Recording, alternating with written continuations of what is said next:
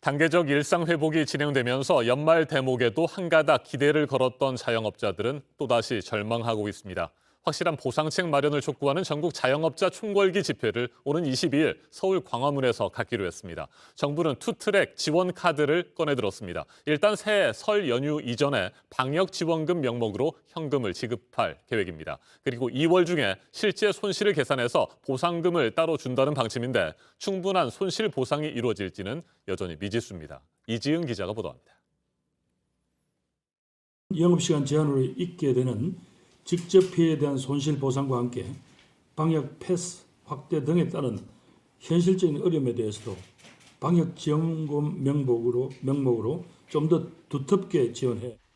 김부겸 총리가 내놓은 구상은 손실보상과는 별도로 일회성 현금을 방역 지원금 형태로 먼저 준다는 투트랙 지원입니다. 지난 15일 선 지원 후 정산을 꺼냈던 여당과도 공감대를 이뤘습니다.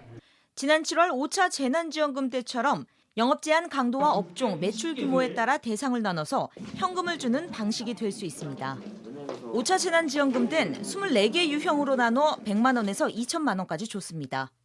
예를 들어 당시 대형 헬스장은 2천만 원을 받았고 작은 옷가게는 100만 원을 받았습니다. 민주당 한 관계자는 내년 설 연휴 전 1월에 최대한 빠르게 지원할 것이라면서도 다만 지원금 규모는 아직 정해지지 않았다고 말했습니다. 재원은 3조 9천억 원 규모의 예비비, 다시 말해 정부 비상금을 끌어다 쓴다는 방침입니다.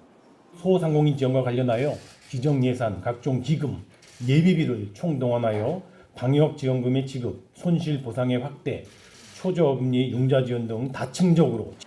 이와는 별개로 올 4분기 거리두기 강화로 입은 손실은 내년 2월에 보상금을 받을 수 있을 것으로 보입니다. 4분기 지원금은 90여일 중 방역 지침이 내려진 45일치만 산정됩니다. 이때 기존 10만 원인 하한액을 50만 원으로 올릴 것으로 보입니다. 그렇지만 쥐꼬리 손실보상이라는 비난에선 벗어나지 못할 가능성이 있습니다.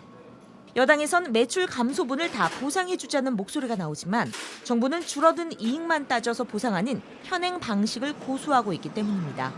JTBC 이지은입니다.